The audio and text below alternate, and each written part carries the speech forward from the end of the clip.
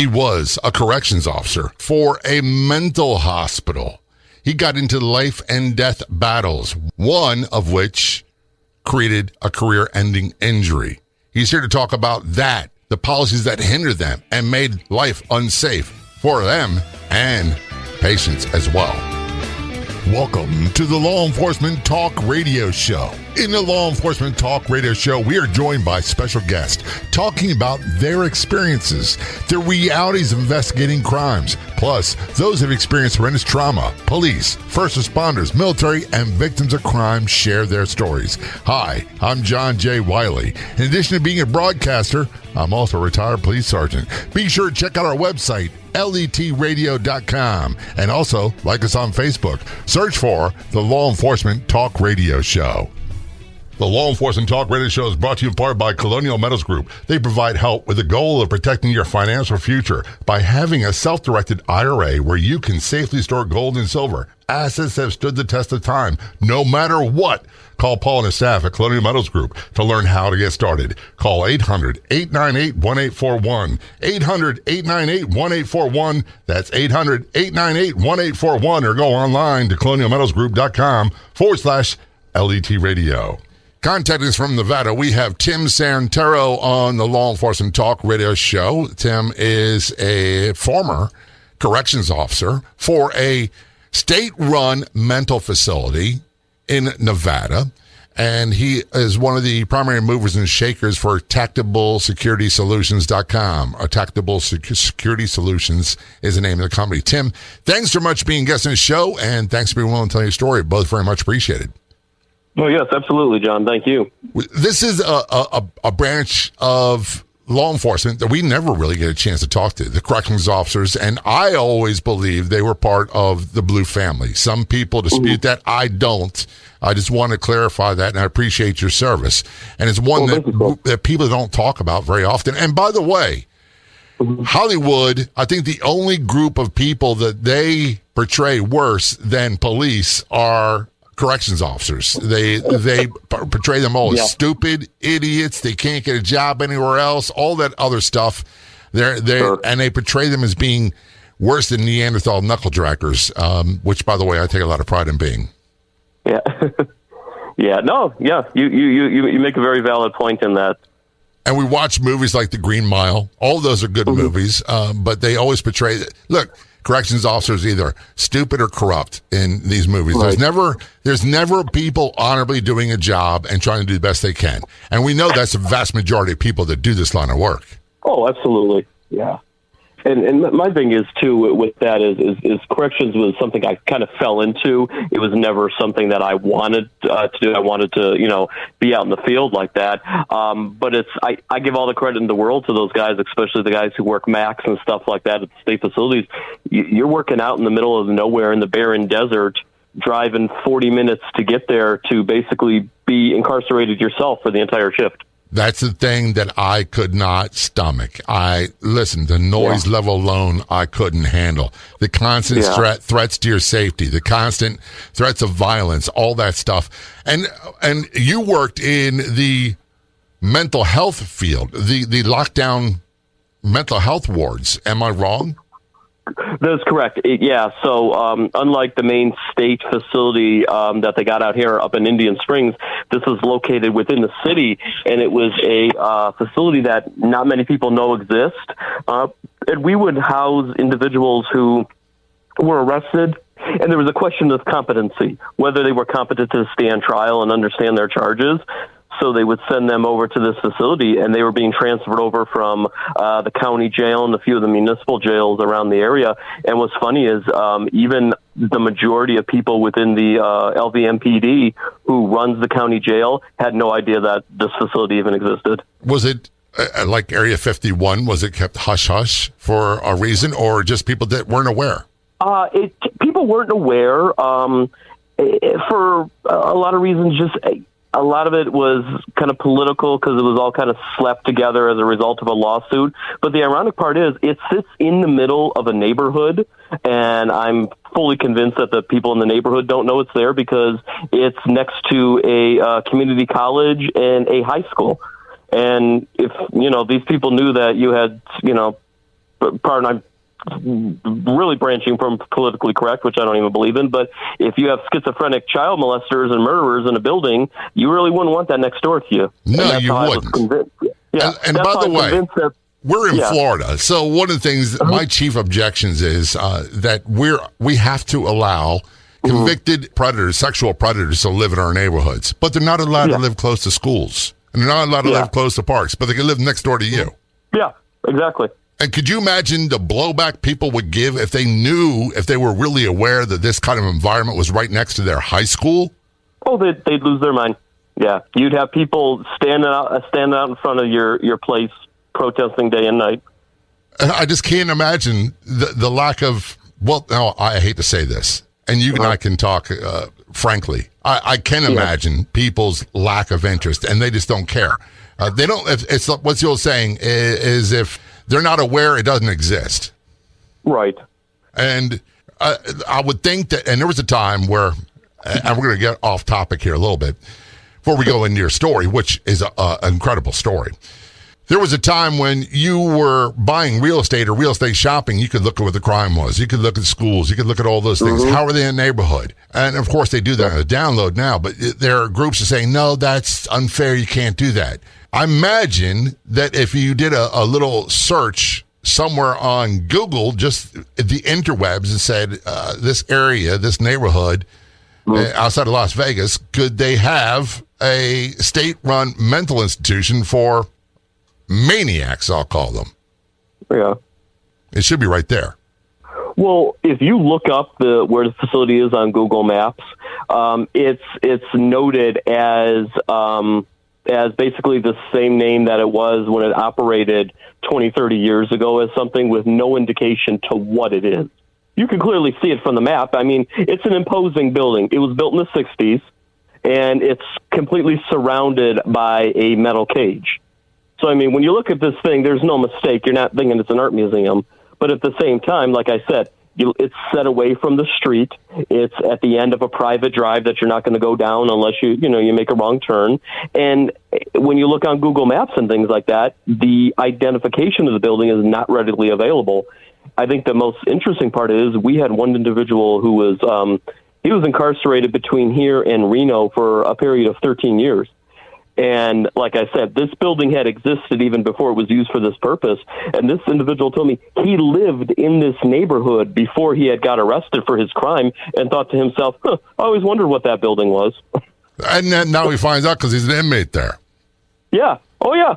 And by the way, for people who take exception to the terms we're using, inmate, convict, look, that's a legal thing. Where people talk about, were they legally, criminally insane? Were they able to understand the charges against them? Were they able to participate in their defense? That's not what we're talking about. And by the way, as a police officer, if you threaten my life, I didn't care whether you were schizophrenic or what your reasoning was. I'm going to deal with the threat first and foremost. This is the Law Enforcement Talk Radio Show.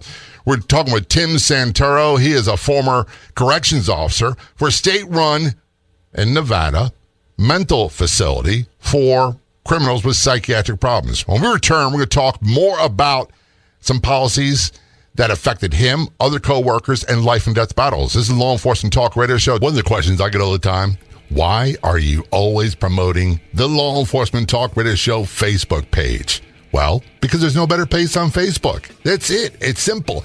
Everything about the Law Enforcement Talk Radio Show and podcast is right there, including great photos, stories you'll want to see, you'll want to share, memorials to law enforcement officers who were killed in line of duty, all that and more. Plus, old episodes of the show can be found on our Facebook page. Just do a search for Law Enforcement Talk Radio Show on Facebook and be sure to click like and or follow. We'll see you there. Don't go anywhere. We will be right back.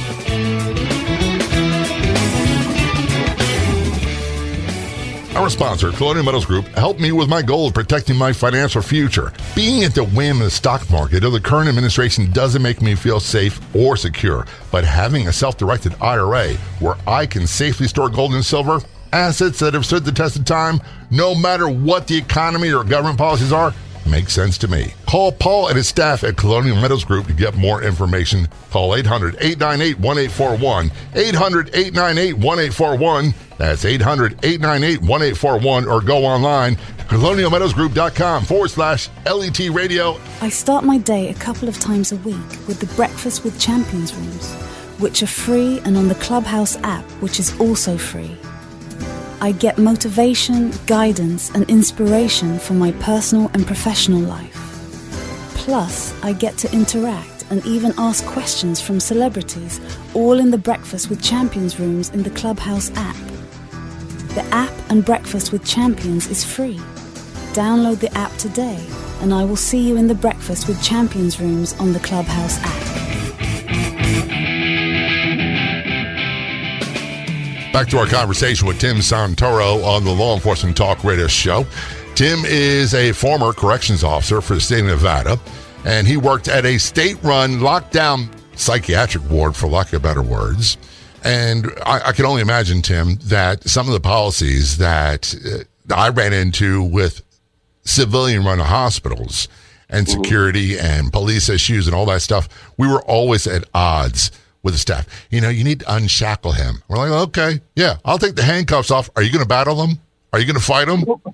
Because it took forever to get him in restraints. And usually it was the old-time nurses. They didn't have a problem with it. They went through it before. It was the new ones. But you went through an incident in your career where you had a battle with a psychiatric patient, an inmate. So we, to give a little background, they have a thing to what is referred to as a DNR, or a denial of rights.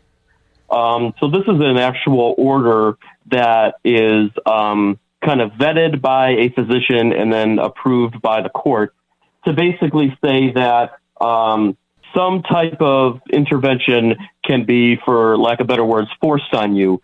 We have denial of rights for showering if somebody's unkempt. We have denial of rights that's mainly used for medications. If people aren't complying with that, they can be forced medicated and things like that. And this was a case of a denial of rights. It was for an individual who he was there facing some pretty serious felonies.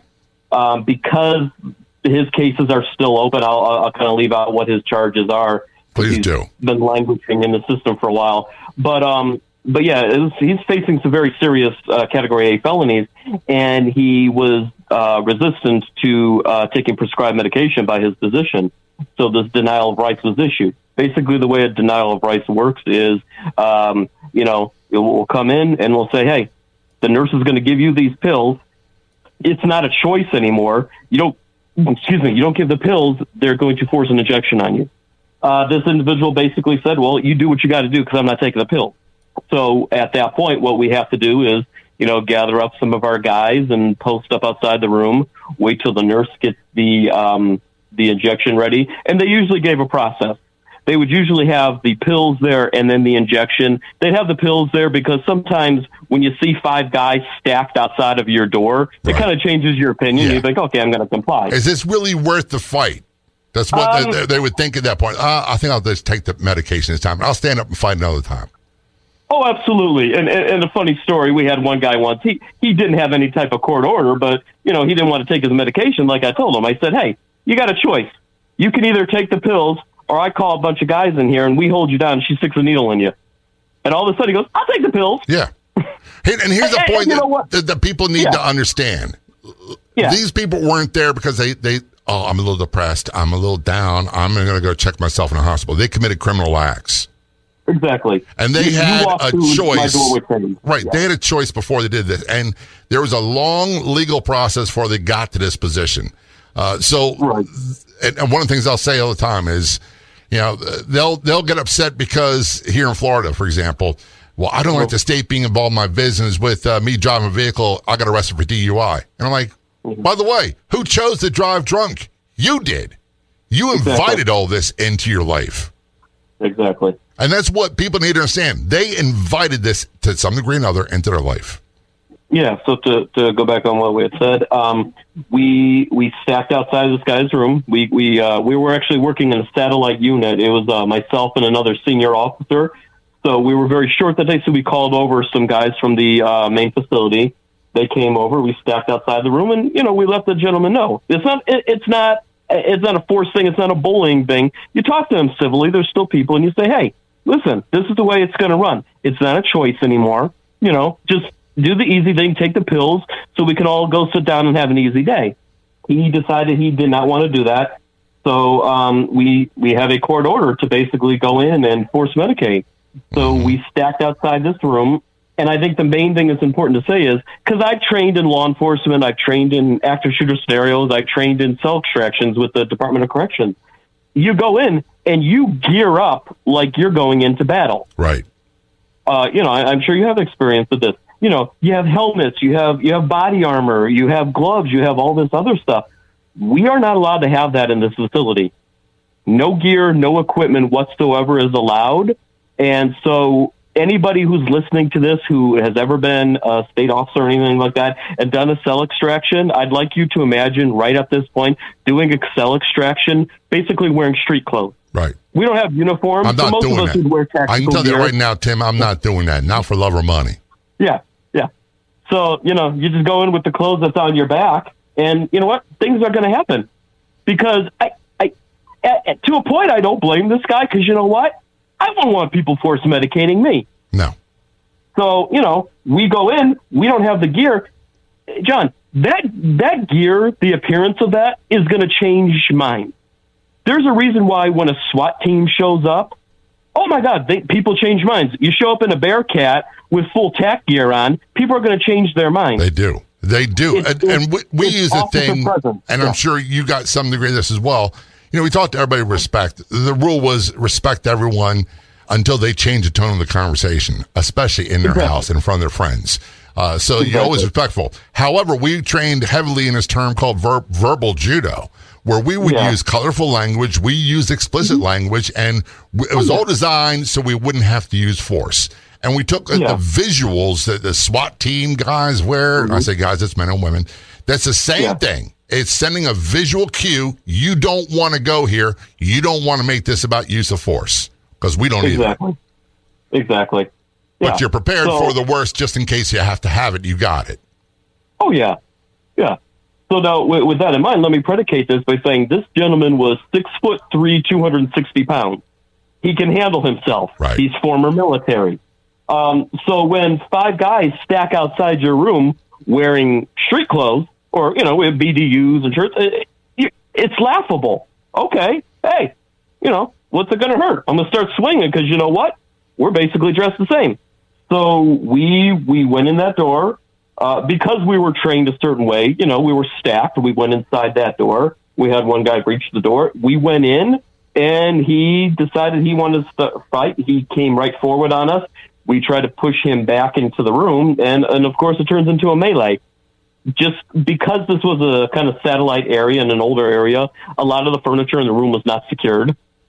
So there was kind of a little stumbling over the bed that was not secured to the floor.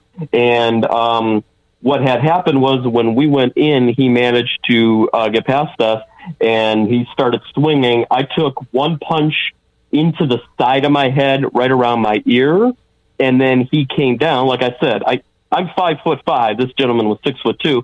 He came down with a punch directly into the crook of my neck and my shoulder. And there's a reason why we have the combat sports, mixed martial arts, karate, judo, boxing, whatever it is. There's a reason to have weight classes. When you have someone that significantly outweighs another opponent, it's not a fair fight. And there's no such thing, by the way, in real life as a fair fight. But when it comes to that, you're going to lose that every time. We're talking with Tim Santoro. He is a former corrections officer at a state-run mental facility in Nevada. When we return, we're going to talk more about this battle, how the injuries he received, and other troubling situations. This is Law Enforcement Talk Radio Show. Don't go anywhere. We will be right back.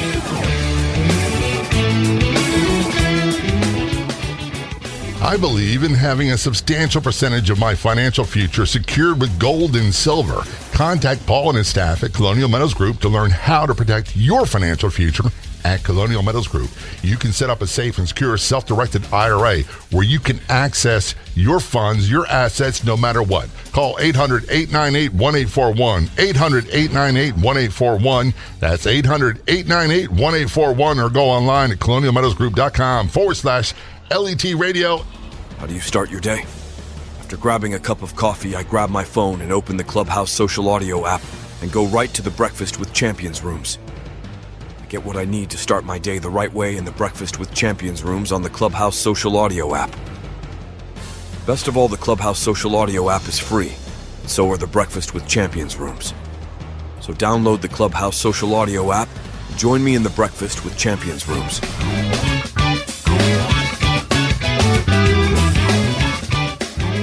Return our conversation on the Law Enforcement Talk Radio Show with Tim Santoro. He is a former corrections officer from Nevada, and he worked in a state-run mental hospital, a lockdown mental ward. He was injured in a battle with a patient, which we're talking about, and we'll go into more details in a few moments. He's one of the primary movers and shakers for a company called Tactable Security Solutions. Their website is tactiblesecurity.com. Tim, first of all, I'm glad you're here to tell your story. Before we went to break, you talked about this guy much, much bigger than you. And he punched you, and then he came down with full force on your neck, I believe. Can you pick up from there? So we managed to get him down, get him restrained. So like I said, we lacked the gear and equipment. We lacked restraint. We did not have restraints. We were not allowed to use handcuffs. We're not allowed to use any of that type of stuff within the facility, not zip ties, not anything. So we got this man down, and you basically hold him, and you are to pick him up. The only thing we have is a restraint chair, which I'm sure a lot of guys in county jails and stuff like that are familiar with. But we're picking him up from the floor, fighting him, get him in the restraint chair.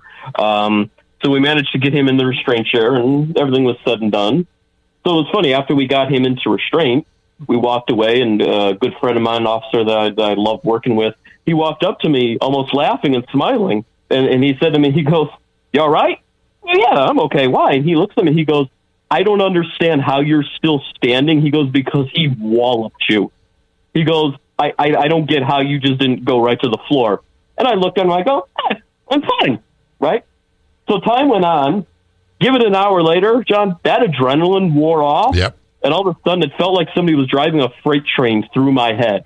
And then I realized what my buddy was talking about. In the whole melee of it, I knew I got hit, but that adrenaline is so surging at that time, you don't feel anything, and you don't realize it. You don't feel the pain. You don't feel the force of the hit. And I've been in, with mental health, you're in a considerably larger amount of hands-on. I remember I talked to a guy who worked 10 years at the state prison, and he told me he had 5 uses forces in his whole career. I said, I've been hands-on over 100 times. Right. There's times that we would go hands-on 2-3 times a night. Yeah. So, so you're used to this. But so like I said, about an hour later, it felt like it was a freight train running through my head.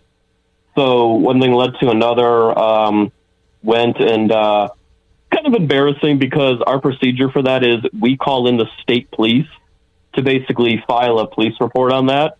So imagine you're an officer sitting there wearing a badge, giving a statement in your facility to another officer about how you were assaulted. Mm-hmm. So state police came in. I have to mention, those guys are great. I always love dealing with them. They came in, took my statement. I worked the rest of my shift. Why? Not because I'm a bad, not because I think I'm greater than anybody, but because, you know what? We're short-staffed all the time. Sat there, worked the rest of my shift, and that night went home and was still feeling terrible. So I called my supervising officer. I told him, "Look, hey, tomorrow morning I'm going to the urgent care to get checked out." Long story short, they did some tests, did some stuff, find out that I have several bulging discs in my neck, and the force of the hit basically caused a cervical spine injury. And how old were you when this happened? 2020, 38 at the time. Still a relatively young person. It's too young to be having neck issues and spine issues. Oh, absolutely, yeah. My injury happened June 6th, 2020. And that started a 90-day restricted duty where I was on medical leave, going 3 times a week to doctor's appointments, going to specialist appointments, MRIs. I had nerve testing, all kinds of results of this, and come to find out that, like I said, I ended up with, I injured 4 discs in my neck because of that, which I learned that the neck is actually very influential in the rest of your body. Yes, it is. So the bulging discs are pushing on my spinal cord, which has caused nerve damage and injury to my left arm. So while I still have, I want to say full function in it, I have limited full function in it. I have trouble articulating stuff with my left hand, like utilizing keys. Sometimes have difficulty, cutting my food and stuff like that, just because of the nerve damage that's in my left arm. I've had neurosurgeons and stuff like that I went to, and they said we can go in there, we can cut, and we'll replace those discs. They're surgeons. My mom's been a nurse for over 45 years, and she always told me a surgeon loves to cut. Yep, that's what they do. Yeah, hey, these guys are like, hey, when can we schedule this? Well, mind you, this surgery involves them cutting a hole in the front of my neck and basically jacking up my spinal column like you would jack up your tire to change your tire and replacing the disc. I don't know about you. That doesn't sound like a lot of fun to me. My wife had that done with 3 vertebrae in her neck and 2 in her lower spine. And she had to go through the front, and they had to fuse the vertebrae. Granted, she was in her late 50s, and this is from a horrible accident. She never had spinal issues before. Yeah. And I think the main thing the neurosurgeon told me, he goes, I can fix your pain. I can fix all the problems with your neck. I can't tell you what's going to happen with your arm because I can't see nerve damage on an MRI. Right. And I can't predict if this is going to help your arm, if this is not. He goes, that nerve damage may be permanent. He goes, there's no way for me to know this. Well, here you are, you're in your 30s, and we don't plan on things like this happening. Yeah. And before I get into the whole workers' comp thing, because that was a real, what for me. Before we get into that, this is not something that's on our radar. Oh, by the way, I'm going to go to work. I always tell people, you're one bad call away from absolute physical and financial disaster for you and your family. And by the way, if you work as a first responder in any capacity, you can be as good-natured as the day is long, follow every rule, do everything the right way, and still wind up with a lifelong debilitating injury. So you need to be proactive, especially when it comes to your finances. Because let's just say this, Tim, you get retired. I got retired at 66% of what I was making before, and my health insurance tripled the day I was retired. So I made far less than I made on the job. Yeah. And people don't realize that. And you get harassed constantly by workers' compensation. I'm sure you did too. Oh, absolutely. The best thing, if you're anybody, I don't care if you're an officer, I don't care if you're a garbage man, I don't care if you mop the floor, you're on workers' comp, get a lawyer. Yeah. That is the first call you should make is to a lawyer, because I had a situation to where the work comp was trying to tell me that 2 of my injuries didn't exist, even though I had a neurologist, a neurosurgeon, and a physician basically go in there and say, the injury's right here, plain as day on the MRI. And they're trying to tell me it doesn't exist. That's what they do. You got to have a lawyer. And that went against my nature as well. Look, they're going to take care of me. I was told my entire career, if something bad happens to you, we'll take care of you and your family. What that really means is if you are killed in line of duty, your family will be taken care of. If you are injured in line of duty, and the department did a lot of great stuff, the co-workers were phenomenal. I'm not anti them. But the minute it gets in the hands of the insurance companies and the bean counters, you are a number, and they'll do everything they can to lessen their financial responsibility. Oh, absolutely. Yeah. Just like it's our job to protect people, it's their job to basically protect the bottom line. And here's the other thing, and I know you can relate to this, is the local city government, state governments, we see around election time all the time, we see these ads from politicians, these evil corporations, they're trying to do this, that. The biggest offenders are our city, our county, our state governments, and the federal government. And they'll say, well, workers' compensation is the insurance company we hire, and try to wash their hands of it. They're responsible. They hired these people. They're doing their bidding. Yeah. And that's how little they think of you. They really don't think much of your service and sacrifice. I do. We're talking with Tim Santoro. He is a former corrections officer, security officer at a state mental hospital for inmates. He was injured in a battle, which we'll return to our conversation. He'll talk a bit about a life and death serious battle with one of his co-workers and how policies actually encourage that behavior. This is Law Enforcement Talk Radio Show. Don't go anywhere. We'll be right back.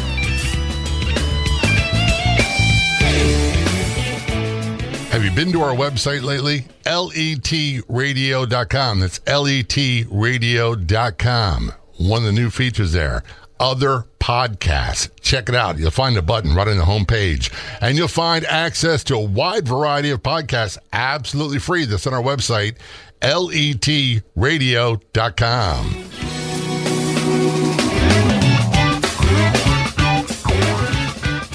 Back to our conversation with Tim Santoro on the Law Enforcement Talk Radio Show.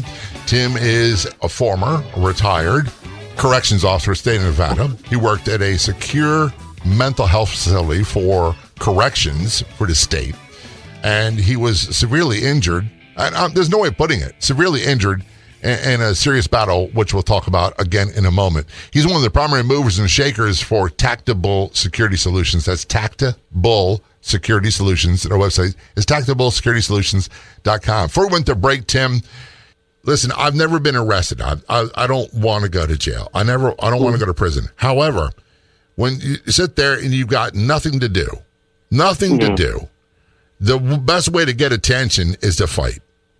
And it's in a lot of ways, it becomes a self-fulfilling prophecy. What do I have to lose? I get hurt a little bit, they're going to take care of me. I still get my meals, I still get my cot, I get all that stuff, and nothing's going to change. But I get a little change in my daily routine. They actually do things in prisons and lockdown mental wards run by the state that encourage this behavior. Yeah. By not keeping their minds occupied, by not doing things that's going to give them another outlet that's healthy. I'm not talking about everybody that's incarcerated. There's a small percentage, but they will ruin your life. Am I wrong? Oh, yeah. No. And let me tell you, you know what? People make mistakes. I'm not out there to vilify all these individuals. And at the same time, I look at this. These guys are and like I said, this facility was built in the 60s. So you can imagine the aesthetic of the building. It's block walls, it's cement poured floors, and you're cooped up in this small room with nothing to do. They had a few books. They had TV with no cable and an antenna that only picked up a few channels half the time. You're talking about my childhood there, Tim. That's the way it was. We were kids the whole time. Right? But you're supposed to sit in this building, and it was maddening to be in this building for 8 to 12 hours a day. I can imagine these people, they're in here for 30 to 90 days. Like I said, the longest guy we had was there for 13 years. Right. And he lived staring at at poured concrete floor. Yeah. If you weren't mentally ill when you went in there, that place is going to make you mentally ill. Well, that's a funny thing, and I don't have a point of comparison. Maybe I do. But one of the things that the policing say is if you work as a police officer for any period of time in the United States, big agency, small agency, doesn't matter. You're going to get dinged up. You're going to get dinged up physically, and you're going to get dinged up emotionally as well. And I think we say you can't be in a facility for any period of time and not have some emotional mental health disorders or issues. Is that a go for corrections officers as well? Oh, absolutely. I mean, like I said, that was never something I wanted to do. And I know guys who worked up at the state prisons. And to me, I've done training up at the state prison. That place breeds depression. You know, you go up there and you see all the staff. They look like they're miserable. Right. It's a very underappreciated area of law enforcement to what these guys deal with. And, you know, but my hat's off to you because I'm not doing that. I had to go in Baltimore City Jail many times and a couple of state prisons, and I'm not doing it. I remember being a rookie, and we had to take someone that would do a state contracted mental health facility, and it was called Springfield State Mental Hospital. And I'm telling you, I think I was all of 22 years of age, and myself and another one drove this person out there. They were clearly mentally ill. They had serious issues. But I'm telling you, when we walked in the hallway, there were people it's like one for the cuckoo's nest on steroids. It was out of control. I'm get me out of this joint as quick as possible. Yeah. I had a talk once with a guy. He worked at a county jail, not here locally, but somewhere else. And he was trying to tell me, he goes, I've seen things. Like, oh yeah, I've seen things too. He goes, no, you don't understand. I've seen people eat their own, to kind of, you don't have to, I was going to use a different word, but, and I looked at him and I go, I've seen a man eat his own flesh. I know. Like, how do you want to compare? I've seen people eat day in, day out. Like I said, when you've seen a person take a chunk out of their own arm with their mouth. No. How do you come back from that? How do you keep those images out of your head? You don't.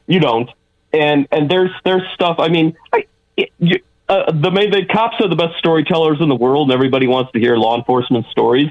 And there's stories that I'll tell that are funny, and there's stories that I'll tell, like I just told right now, my injury. And there's stories I will never repeat to anybody about the things I've seen.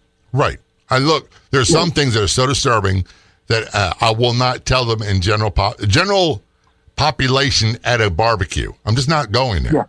Because you are not ready. Most people, I'll tell.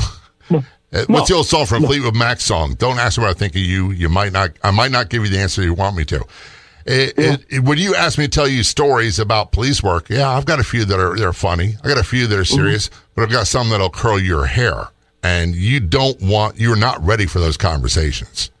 No, and I'm not ready. And quite honestly, I'm not ready to have them. I don't want to revisit them. Exactly. And what you got to realize is these people are walking around in the streets right now. The same people that we won't tell their stories, they're walking around in the streets right now. By the way, they're living next to you.